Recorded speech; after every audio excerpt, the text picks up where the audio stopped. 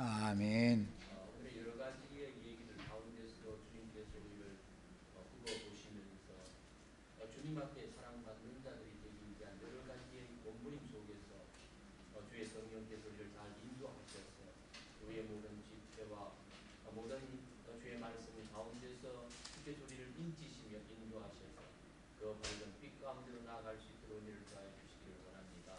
아멘. 한 주간의 삶을 우리가 다시 한번 또 돌아보면서 주님 앞에 있었던 우리의 모든 삶들이 마귀를 이롭게 하였던 삶이 아니었는지를 돌아볼 수 있게 하시고 또 각자의 순간의 가운데서도 주님 세상은 세상만큼이라 하지만은 그만큼 만만치 않음을 주님 깨닫게 됩니다. 이러한 때일수록 주의 말씀들이 우리를 채찍하시고 또 우리를 인치시게 하시고 우리를 생각나게 하셔서 정말 주 형상대로 닮아갈 수 있도록 은혜를 더하여 주시기를 원합니다. 아멘. 주의 말씀과 은혜 가운데 이한 집회에도 주의 성령께서 임재하여 주시기를 기도합니다. 아멘.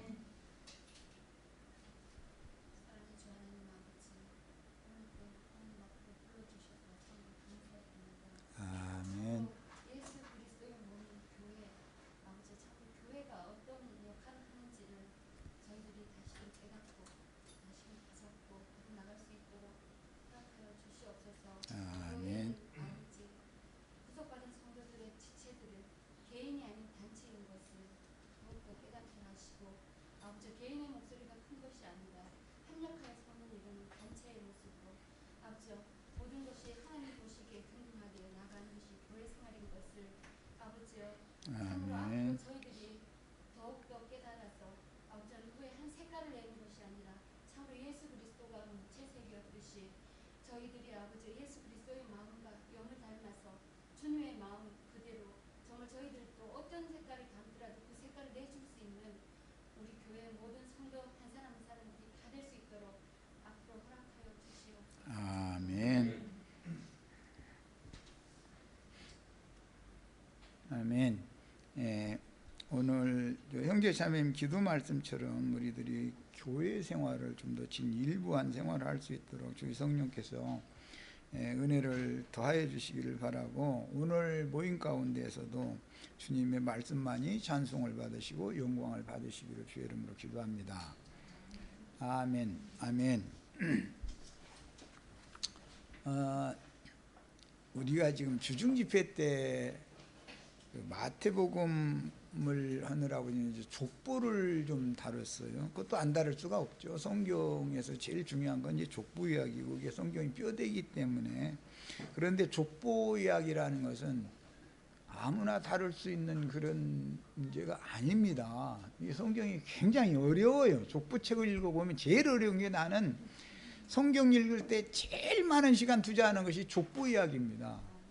다른 데는 뭐 걸릴 때가 별로 없어요. 많이 이게 뒤져보고 찾아보고 뭐 자료 이런 거 뒤져보면은 해답을 얻기도 하고 기도 중에 뭐 영감을 받기도 하는데 이 족보는 이게 암기 항목이잖아요. 우리 학교 다닐 때도 역사 시간이라는 건 다 선생님이 가르친 거 머릿속에다 이게 암기해둬야 되는 암기 항목이잖아요. 그러니까 이게 굉장히 어렵습니다. 그리고 그걸 정확하게 분별한다는 것도 어렵게 돼 있는 것이고, 특히 이제 열왕기에 나오는 역사와 역대기에 나오는 역사가 다릅니다. 그래서 같은 역사인데 왜 이렇게 사람 이름도 달리 나오고 뭐 이제 이쪽으로 끌어갔다가 또 다시 저 뒤로 와가지고 원천으로 와서 다시 또 저쪽으로 끌어갔다 이러다 막 헷갈리지요 이게. 왜냐하면 줄기가 많다 보니까 그럴 수밖에 없지만 이게 굉장히 어려워요.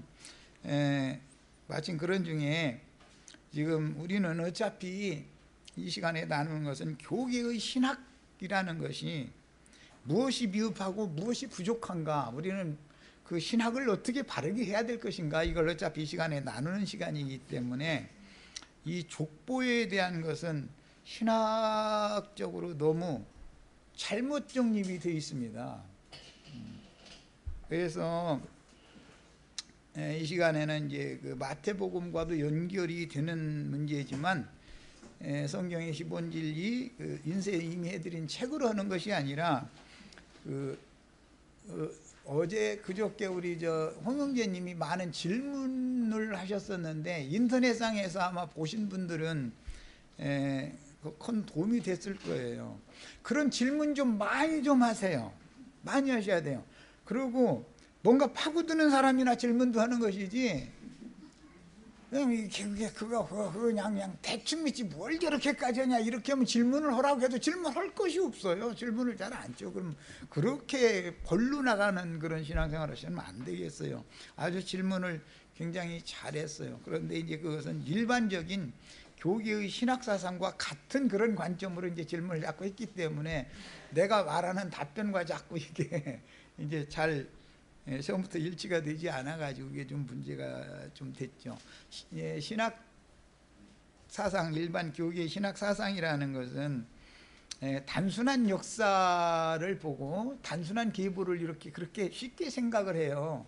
그러나 사실은 성경에 열왕기의 역사와 역대기의 역사가 달리 기록되는 것은 역대기라고 하는 것은 혈통적인 예수님의 계보에 다 맞춰가는 것 같지만 거기 영적 계보를 거기에 곁들여서 말을 해놓고 있기 때문에 이해하기가 굉장히 어렵게 돼 있어요. 거기 잠깐 오늘은 그 부분을 좀 말씀을 좀 나눌 겁니다. 우선 이건 이제 요약적인 것을 이해를 하기 위해서 역대기 지금 2장에서 그런 질문들이 나왔기 때문에 역대기에서 일단 큰 틀만 우선 말씀을 좀 잠깐 드릴게요. 역대기라고 하는 것은 영적인 관점으로 이스라엘 역사를 보는 기록이에요. 열왕기라고 하는 것은 그냥 있는 사실을 그대로 기록을 한 것이고 성경이 똑같은 열왕기에 나오는 왕들의 이름이나 역대기에 나오는 왕들의 이름 같은 것 같지만 관점이 다르다 이거야. 관점이 역대기는 영적인 관점으로 보는 거예요. 이스라엘의 역사를. 그러니까 재해석이 필요하죠. 열왕기는 그냥 단순하게 기록만 해놓으면 되는 거예요. 그러니까 그런 차이가 있어요. 이제 흔히 신학교에서는 역대기라고 하는 것은 제사장적인 기록이다 이렇게들 표현하죠. 그런데 그 말도 뭐 다 틀렸다고 할 수는 없지만 사실은 게 영적인 표현을 가미한 것, 그것을 염두에 두고 그 역사를 기록한 거다 이렇게 이해를 해야 더 맞는 표현이죠. 그냥 제사장적인 표현이다, 뭐 열왕기는 왕적인 표현이다 이렇게만 이렇게 해버리는데 그건 너무 단순한 생각이고, 일단 역대상 1장은 누구부터 시작하죠? 아담부터 시작해서 누구에서 끝나죠? 어디까지인지를 보는 거예요. 어디까지. 1장은 어디에서 어디까지다라는 그럼 역사적인 배경이 딱 그 안에 들어있잖아요. 누구까지 해서 끝났냐? 예? 야곱까지 끝났잖아요. 아브라함까지 끝난 게 아니라 아담에서 야곱까지 오는 거예요. 그 다음에 2장은 야곱의 아들들로부터 시작을 하는 거예요. 이렇게 돼 있죠. 그럼 아담에서부터 시작해서 1장은 아담 때로부터 시작해서 야곱 때까지 아브라함의 손자죠. 그때까지 전체적인 윤곽이 1장에 다 들어있단 말이야. 그게 긴 시간을 그 안에 다 포함하는 거죠. 이제 그렇게 돼 있잖아요. 또 돼 있잖아요. 해야 소용없지. 역대기 1장 읽어도 안 본 분들도 있는데 이게 굉장히 시간이 많이 걸려 할 수 없이. 자, 이제 2장에 들어가면 이스라엘의 아들들부터라는 건 야곱의 후손들부터 시작하잖아요. 2장 첫 절은 해가지고 끝절은 뭐예요? 2장 끝절은 어디까지 나왔어요? 이제 요거 한번 요 부분을 답할 줄을 알면 마태복음 강론을 들어도 이해가 되는 거예요.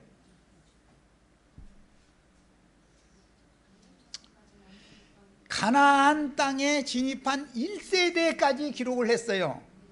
다시 말합니다. 2장은 이스라엘 12지파 그 중에서도 유다계보를 강조로 하죠. 이스라엘 12지파가 가나안 땅에 들어가는데 거기에는 이방인도 같이 들어간다 이거예요. 잡족도. 가나안 땅에 들어가는 거 거기까지 기록을 해놓는 거예요. 갈렙 자손까지 기록을 딱 해놔요.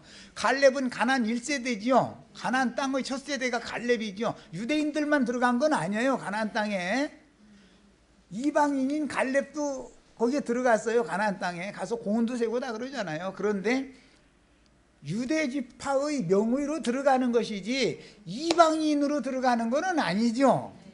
이제 이런 것을 찾아내기가 어려운 거예요. 그래서 열왕기에는 이런 기록이 없어요. 안 나와요. 열왕기에는 역대기이기 때문에 영적인 계보를 기록을 같이 해줘야 되기 때문에 이제 이것은 가나안 땅에 들어간다라는 건 신약적인 표현으로 하자면 믿는 성도들이 천국에 들어간다라는 뜻이고, 교회사적으로 하자면 신약교회의 생활이 시작이 됐다. 가나안 땅에 첫 발을 디뎠다. 그 말은 율법과 선지자의 때가 끝났고 은혜의 시대가 왔다. 지금 이제 그 말이에요. 이게 거기까지 2장에 기록을 해놨어요. 족보 중에 그것을 이렇게 암시를 해놓는단 말이에요. 지금 내가 하는 말을. 그 다음에 이제 3장으로 넘어가면 누구부터 시작이 됐죠? 다윗. 자, 이제 다윗 왕국의 가나안 땅 정복 전쟁이 끝나면 다윗 왕국이 시작이 되죠. 그래서 다윗부터 시작해서 어디까지 가요?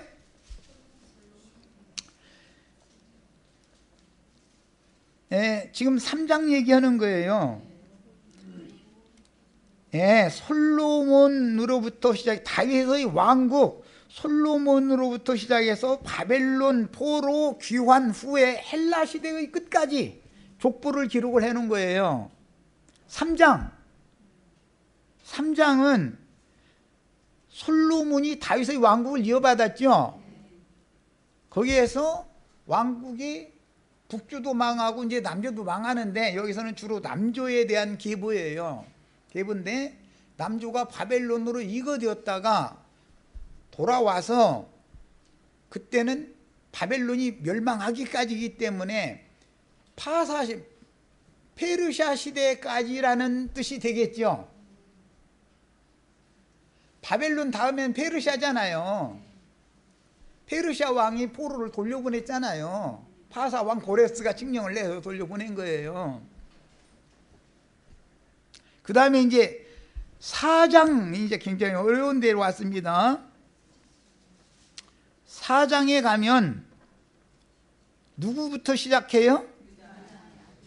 유다부터 시작이 됐는데, 원래는 유다, 베레스, 헤스론, 람으로 가야죠. 예수님 혈통적인 족보는 람으로 가는 거 아니에요? 그런데 여기는 누구로 이어졌어? 헤스론 다음에? 갈미로 이어졌어요. 족보가 지금 나눠졌단 말이야. 여기는 유다의 아들들 이름이 이렇게 열거되어 있는 거 아닌가요? 그러니까 유다의 아들들이 실제로는 족보가 유다, 베레스, 헤스론, 람으로 가야 되는데, 그렇게 가야 되는데 갈미와 훌과 소발 이렇게 해가지고 이 이름들이 어디서 나오냐면은 역대기 2장에서는 18절 이하에 나오는 단락에 나오는 이름들이에요. 18절 이하에 보면 헤스론의 아들들이라고 돼 있잖아요. 그런데 거기 갈미나 훌이나 소발이나 이런 사람들은 이미 2장에서 이름이 언급이 됐던 사람들이에요. 예수님의 족보에, 혈통적인 족보에 들어간 사람들이 아니잖아요. 또 다른 계보지 지금. 그 계보가 아니고요. 여기는 별도의 갈미와 훌과 소발이라는 아들이 있다라는 거예요. 유다의 아들. 유다가 이런 아들이 있었어요?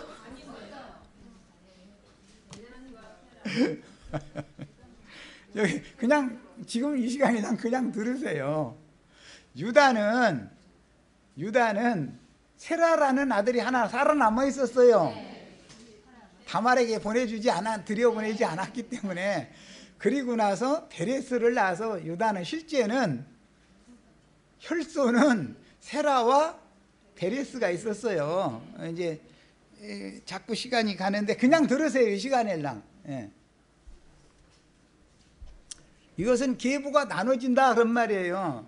그러니까 왕통 계보와 다른 계보를 지금 기록을 한 거죠. 예수님은 혈통 계보가 아니죠. 예. 그런데 여기 전부 아들들이라고 한 거는, 이거는 베인이라고 하는 용어는 그냥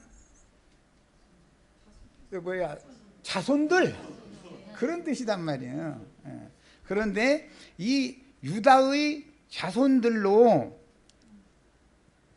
혈통적인 자손들로 이어진 것이 아니라 갈미 훌 이렇게 이어진 이 족보는 2장 헤스론의 아들이라고 한, 여기 갈렙이 그의 아내 뭐 누구를 통해서 뭘 낳고 그런 뜻이단 말이에요.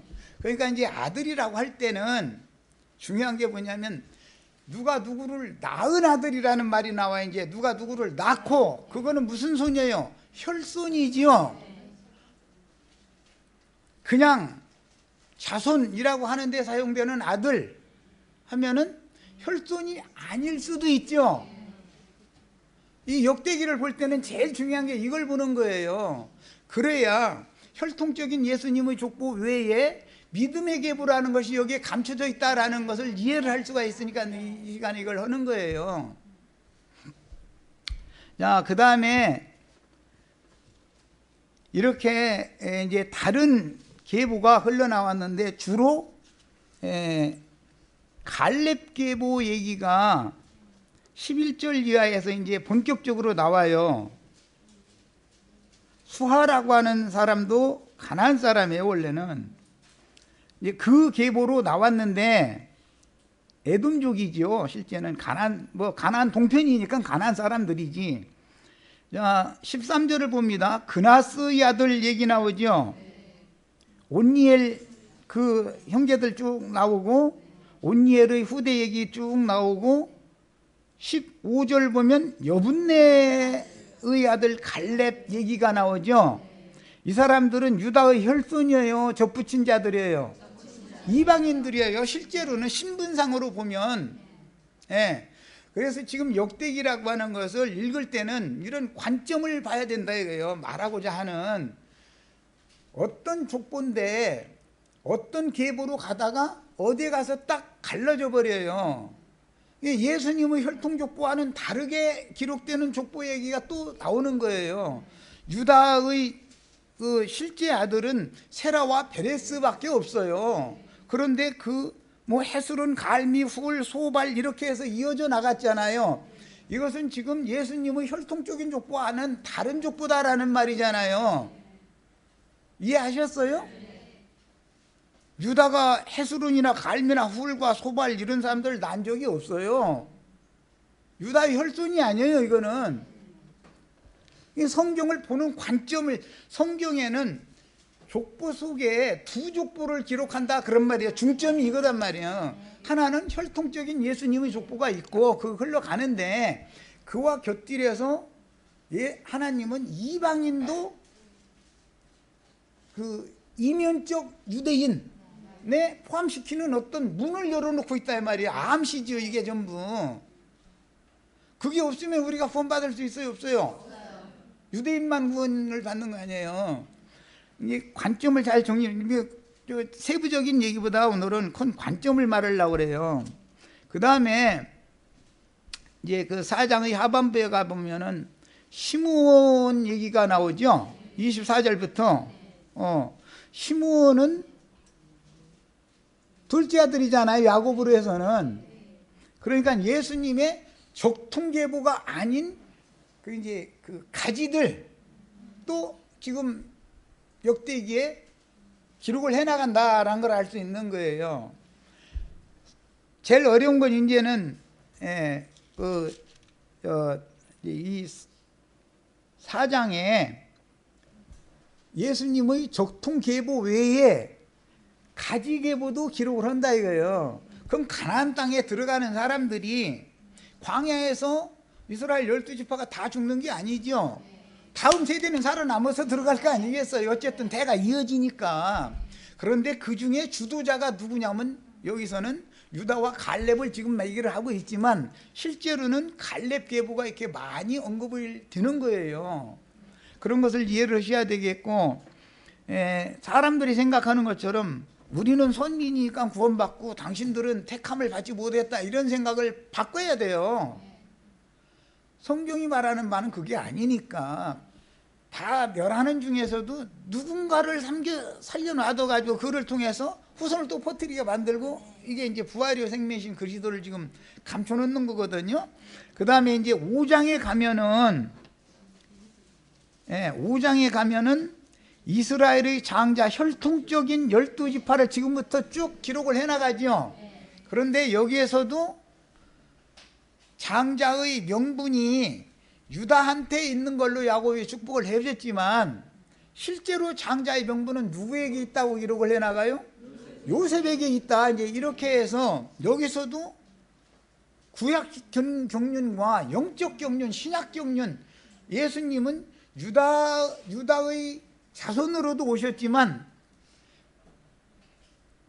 유다 지파의 뿌리도 되시는 분이란 말이에요. 그럼 거기에는 요셉이 당연히 포함되는 거예요. 요셉을 통해서 실제로는 예수님이 세상에 오신 것은 전체적인 영적 계보로 볼 때는 예수님이 요셉의 그 계보로 오신 거예요.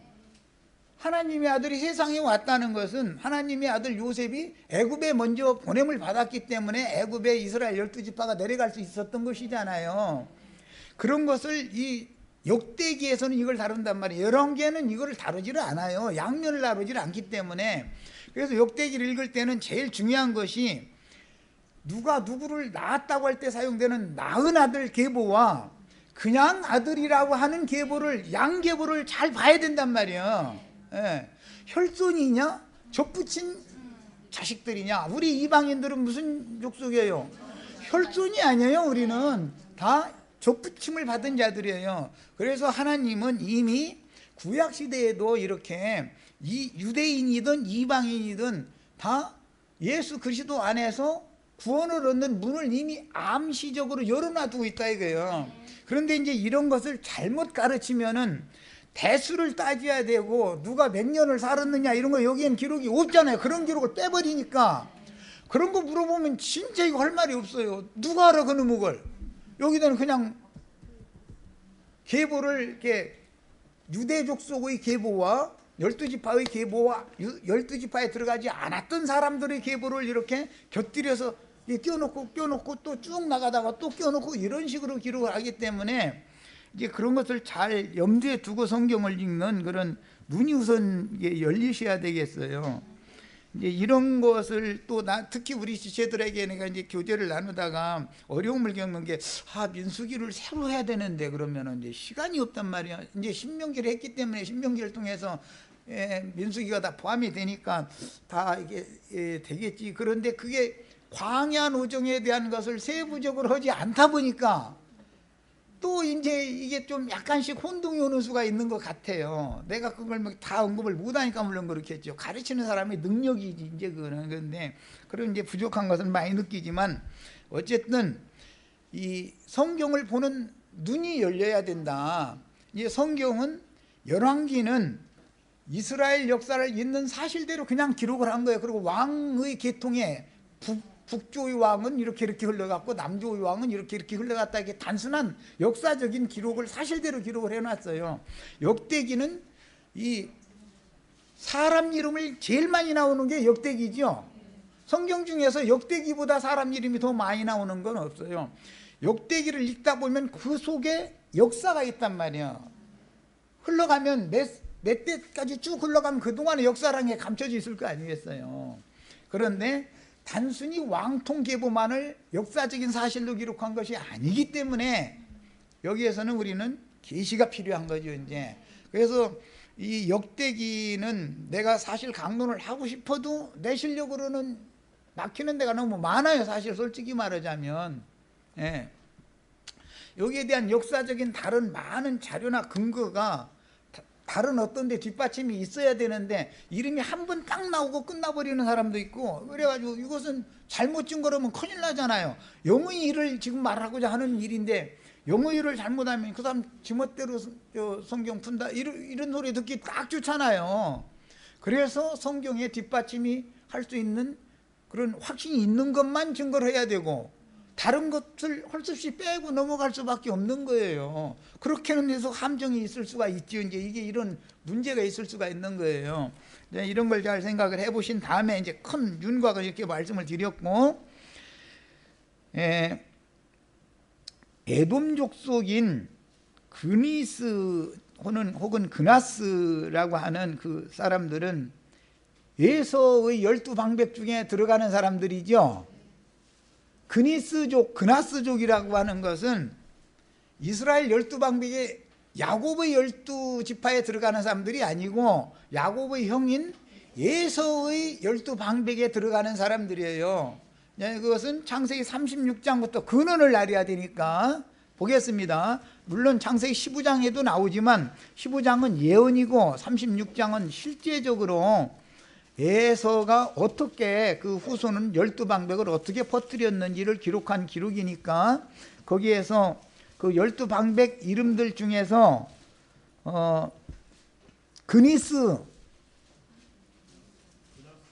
그나스지, 예.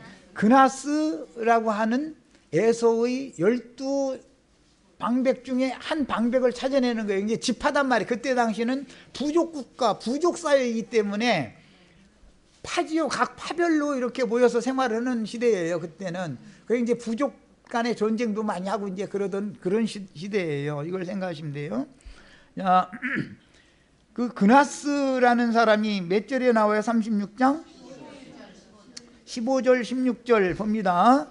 에서 자손 중에 족장이니까, 부족장이니까 지파장이죠. 이스라엘 12지파로 말하면, 야곱 족속으로 말하면 지파잖아요. 지파. 12지파가, 에서도 12지파가 있다 그런 말이에요. 말하자면 족장 얘기 나오고, 이러하니라 에서의 장자 엘리바스의 자손으로는, 이거 벤이에요. 벤. 이거는 꼭 단대만을 말하는 것이 아니에요. 타 부족이 우리 부족에 와서 투항을 하면 우리 부족의 명의로 함께 살게 해줄 수도 있어요. 이때는 그러는 거예요. 이제 이 셈족은 어떤 남편이 힘이 있으면 그 어떤 성읍의 성주가 돼요.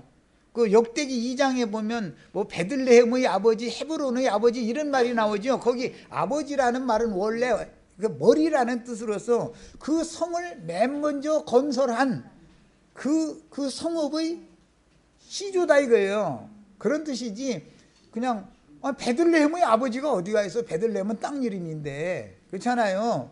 그래서 땅 이름과 그 성주 이름을 같이, 그때는 인명 지명을 같이 혼용하는 경우단 말이야. 언제나 이제 그 성경 읽을 때는 어떤 아버지라는 단어가 나오면 이것은 그 부족이 어느 곳을 가서 정복하고 정착하는데 맨 먼저 그 선조라는 뜻이구나, 이런 것을 이해감서 읽으셔야 돼요. 예. 자, 이제 이 설명이 자꾸 길어졌는데, 자손으로는 첫째는 대만, 그 다음에 오발, 스보, 그나스가 나왔죠. 여기 이 그나스 족속은 그러니까 누구의 후손이에요? 야곱의 후손이 아닙니다. 그러니까 유다지파에 혈통적으로 들어갈 수 있어요, 없어요? 그나스 족속은 유다지파에는 이스라엘 12지파가 아니니까 절대로 들어갈 수 없는 거예요. 에서 족속이잖아요. 자, 그럼에도 역대기에서 보면 그나스 족속을 유다의 후손으로 등재를 한다 이런 말이에요. 자, 그러면 유다지파의 가지로 예수님이 오셨을 때 예수님께 우리가 접붙임을 받으려면 무슨 대책이 있어야 될 거 아니에요. 유다지파가 아닌 지파가 유다지파가 되려면 말이야. 그때 당시 셈족의 이건 이제 그 언어 관습이나 문화를 좀 알아야 되는데, 생활을 좀 알아야 돼요. 어떤 힘 있는 족장이 자기 부족을 이끌고 가서 어디 좋은 땅을 가서 딱 보고 여기에서 우리 부족은 여기서 살겠다. 땅도 넓고 농사하면 뭐 하고 먹고 먹여 살리는데 충분히 되겠다 싶으면 이제 그 추장이라고 그러죠. 이제 족장이 자리를 딱 거기서 잡는 거예요. 그럼 제일 중요한 것은 그 땅이 그냥 비어 있는 땅이 아닌 경우가 대부분이죠. 그 근처 어딘가 다른 부족이 그 땅을 관할을 했었을 수도 있잖아요. 그러다 보면 전쟁이 일어날 수가 있어요. 그때 당시는 전쟁에서 자기 부족을 지켜야 된단 말이에요. 어떻게든지 해서. 그래가지고 그 원래 기득권을 갖고 있던 부족을 격파시켜버리고 항복을 받거나 아니면 종자를 말려버리거나, 그때 전쟁은 그렇게 하는 거예요. 심지어 그 만삭된 여인은 100까지 갈려요. 왜냐하면 그 만삭된 여인을 그냥 살려놔뒀다가는 그 종자를 퍼뜨릴 수 있잖아요 또. 그래서 배 갈라서 그 애기 꺼내서 죽여버리는 거예요. 이렇게까지 잔인하게 했어요 그때 당시는.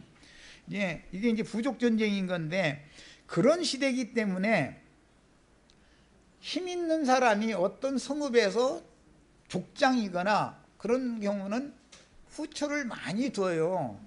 여자들을. 그때는 이제 지금과 같이 일부 1초는 법적으로 이런 제도가 아니기 때문에 힘 있는 사람은 초를 많이 두고, 힘이 없으면 장가도 못 가도 뭐 있는 사람도 있겠죠. 여자가 귀할 거니까. 그렇게 되면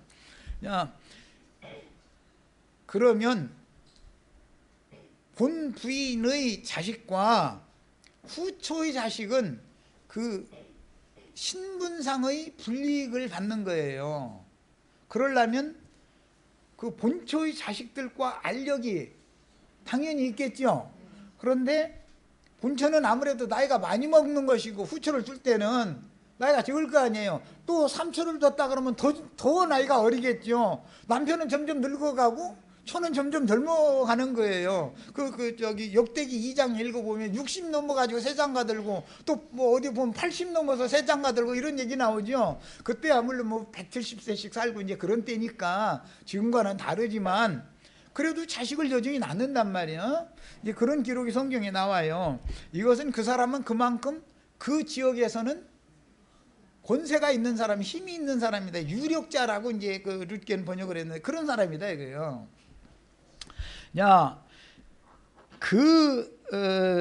유력자가 후처들을 많이 두면, 후처는 바라는 것이 뭐냐면 남편의 이름으로 일컬음을 받게 해주는 허락을 받는 거예요. 제일 중요한 거 이게. 그렇지 않으면 사람 대우를 못 받으니까, 같은 부족이면서도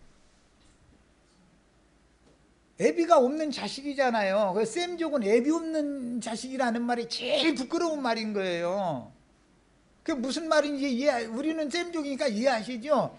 애비 없는 자식이다라는 말은 너는 근거 없는 놈이야, 그런 말이에요. 네 뿌리는 너는 없는 놈이다, 이런 말이거든요. 그 말을 들으면은 그 사람은 그 사회에서는 종밖에 못해요. 노예. 본처 자식의, 분명히 아버지가 같지만 본처 자식에게 가서는 계속 굽혀야 되는 거예요. 그렇지 않으면 그 사회에서 살아남을 수가 없어요. 아니면 그 자기 부족을 배반하고 타 부족 어디 가서 자기가 이제 개척을 해야 되는 것이죠. 강한 놈도 그렇게 할 수가 있죠. 그러다 보면 그 이름이 맨 처음에 기록이 될 수가 있어요. 이제 성경에 개척 정신이 강한 놈은 에이, 내 여기서 이러고 종로로 살 바에는 튀어나가겠다고서는 나가서 자기 족속을 퍼뜨리는 거예요. 예, 그렇게 하면은 그 사람이 또 머리로 이렇게 기록이 되는 거예요. 예, 유다 지파 중에서는 헤스론이라는 사람이 여러 번 나오죠. 그 사람이 그때는 그 시대에는 권세가 제일 있었다, 그런 말이죠. 그게 부인도 많은 거예요, 당연히. 언제나 이게 그때 당시의 상황이에요. 이런 걸 이해를 하시고, 어떻게 해서든지 후처 자식들은 그 아버지의 명의로 계수를 받아야 돼요. 그 족속의 일원이라고 하는 것을 인정을 받아야 돼요. 이스라엘은 특징이, 이스라엘 백성을 계수를 할 때는 여자는 안 넣어요, 첫째. 그 다음에 남자를 넣되 20세 이상 돼야 돼요. 하도 이제 젊을 때 뭐 병도 많고 뭔 사유로 죽고 이제 이런 것이 있으니까 아마 봐야 한다, 그런 뜻으로 아마 그랬을 가능이 많겠죠. 예. 그래가지고 20세 이상 계수를 하는데, 20세 이상 됐어도 첫 자식은 그 계수에 들어가지를 못한다 이거예요. 왜? 그 조상의 명의 하에 계수를 했기 때문에 그래요. 이것은 오늘날로 말하자면 호적의 입적 증거가 없는 사람은 자식으로 인정을 안 한다 이거예요. 그런데 분명히 그 지파에서 태어났거든.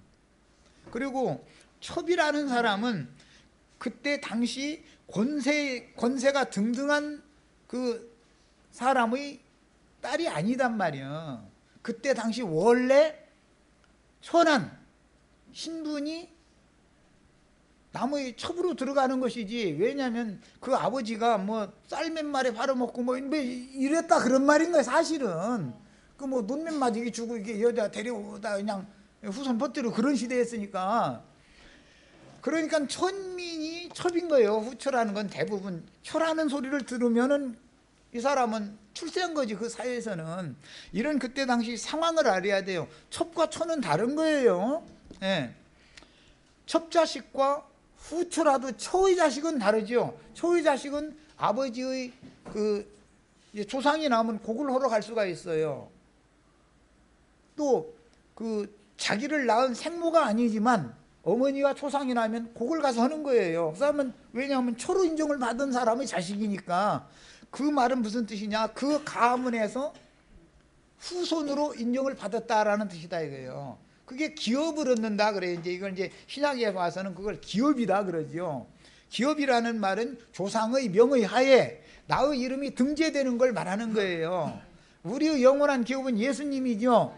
예수 그리스도의 명의 하에 우리가 하나님의 자녀로 등록이 되느냐 안 되느냐 이 문제단 말이야. 신약적으로 표현을 하자면. 예. 그래서 이 역대기를 읽을 때는 이런 관점을 알고 읽어야 되는 거예요. 자, 그런데 이제 하고 싶은 얘기는 그나스 족속인 여분네의 아들은 이스라엘 12지파에 속한 사람이 아니죠. 그런데 유다 지파의 계수가 되려면 등록이 되는 거예요. 말하면 계수가 된다는 뜻은 기업을 거기에 가서 얻으려면 유다 지파의 기업을 얻으려면 그 말이에요. 갈렙이 아무리 힘이 있고 능력이 있어도 가나안 땅에 들어가려면 12지파의 명의 하에 등록이 돼야 되는 것이고, 그래야 유다 지파에게, 왜냐하면 12덩어리로 잘라서 기업을 주니까 유다라고 하는 명의 하에 기업을 차지하는 것이지, 유다의 명의에 들어가지 못하면 기업이 없는 거죠. 가나안 땅에 들어갔어도. 이게 얼마나 중요한 얘기인지를 아셔야 돼요. 그래서 유다 지파에게 준 기업 중에서 제일 난공불락인 그 기업은 유다 지파 다른 자손들이 공격하기가 어렵다고 판단하기 때문에 주저하는 거예요. 그런데 그때 누가 나서요? 예, 이방 에돔 족속이었었던 사람이 유다 지파에 귀속된 갈렙이 나서서 그 제일 힘든, 싸우기 힘든 그 지역을 나를 달라 그래가지고 그걸 이기게 된 거예요. 전쟁에서 가나안 땅 정복을 이렇게 했어요. 예, 지금부터는 이걸 좀 껐으면 좋겠는데 오해받기 쉬운 말을 조금 몇 마디를 여기는 보태야 되기 때문에 그래요. 바울이나 바나바라는 사람은 분명히 혈통적으로 볼 때도 유대인 이스라엘 12지파에 들어가는 사람이에요.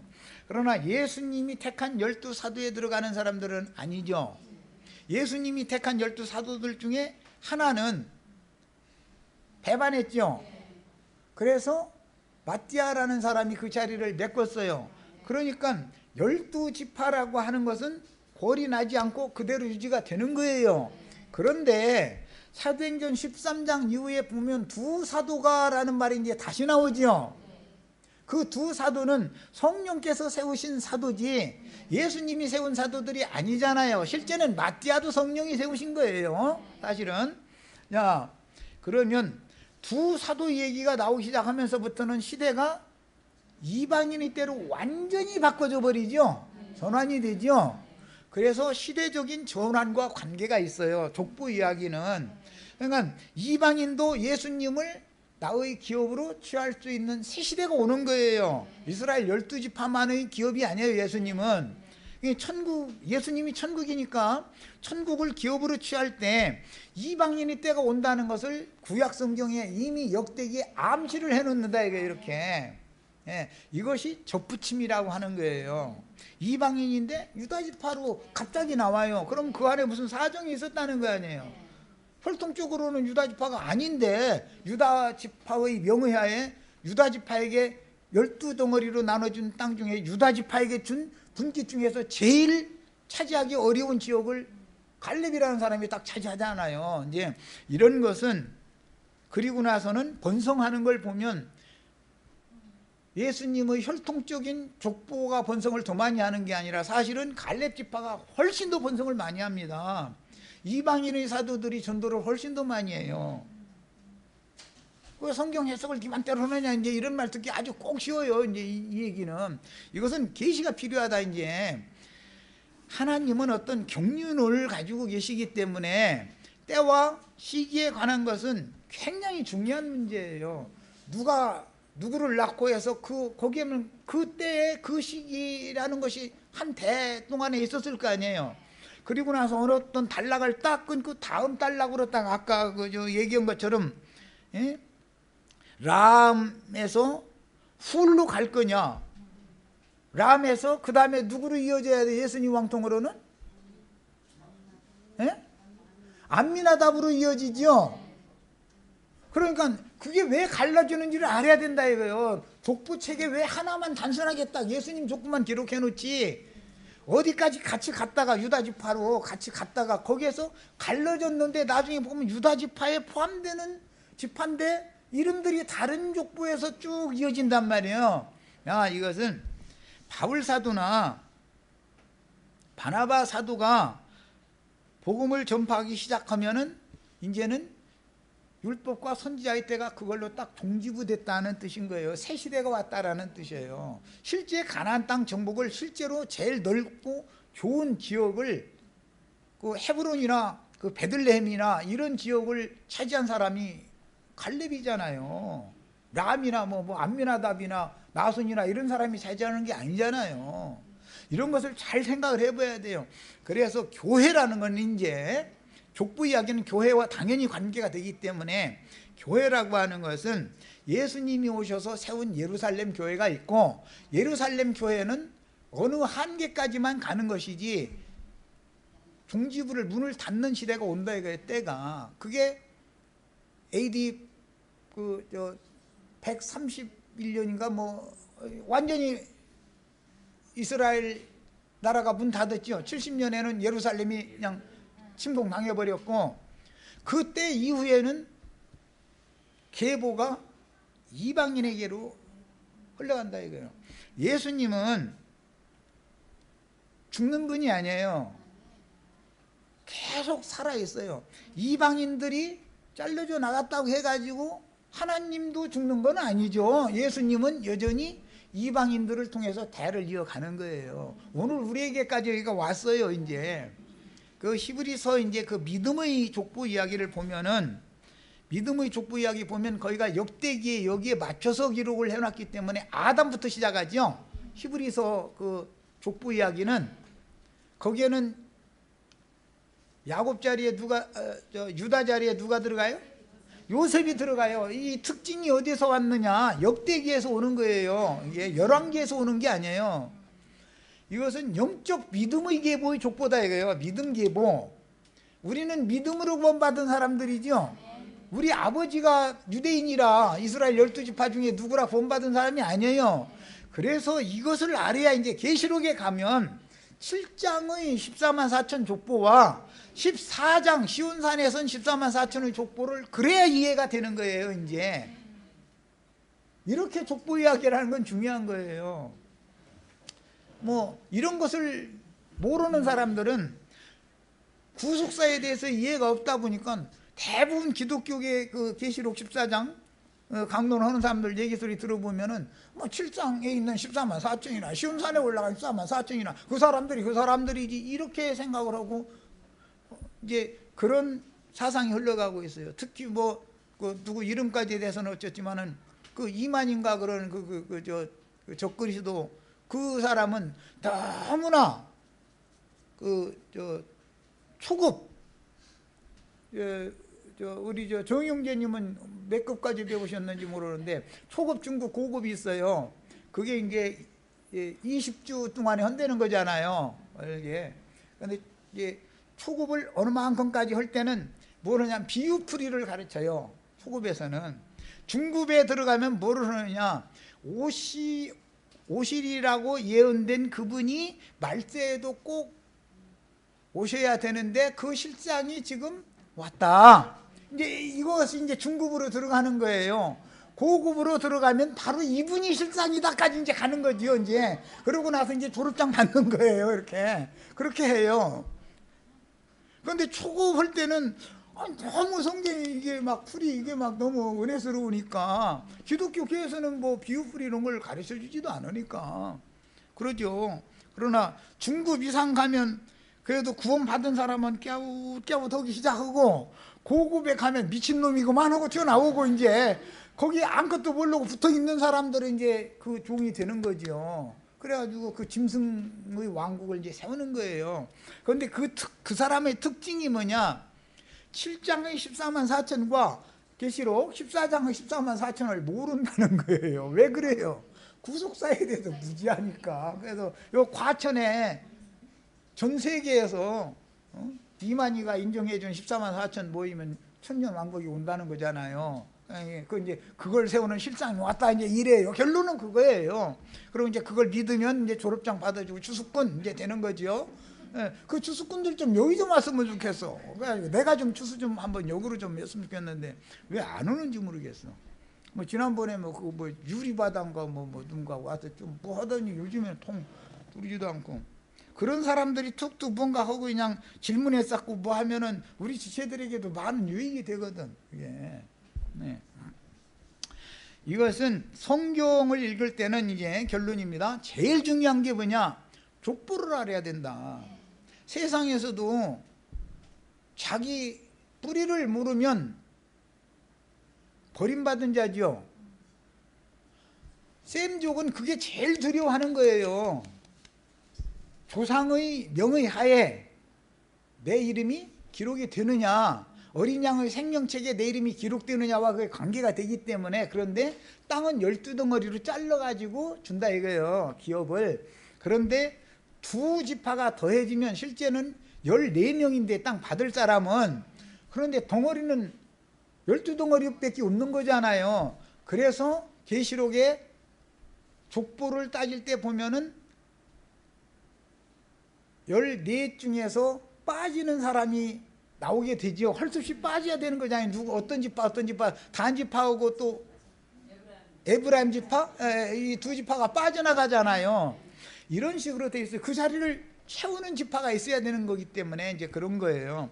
이런 것처럼 족보 이야기를 이제 나눌 때는 이 성경을 읽는 관점을 이제 오늘을 이제 말씀을 지금 간략하게 전체적인 윤곽을 말씀드린 이런 관점을 가지고 읽으시기를 바래요. 열왕기를 읽을 때는 그건 왕의 계보만 단순하게 역사적인 사실대로 기록한 거고, 역대기는 접붙인 유다 지파가 아닌 사람인데 예수님이 유다 지파로 오는 이유가 그거예요. 거기에 접붙임을 받아야만 가나안 땅에 들어가서 기업을, 유다에게 주신 기업을 함께 받는 거예요. 이제 이렇게 돼 있어요. 그런데 실제로는 가나안 땅에 들어가서 두 분깃을 받은 건 요셉이기 때문에 장자의 명분은 요셉에게 있다, 이렇게 기록을 한 거예요. 자, 이렇게 해서 마칩니다.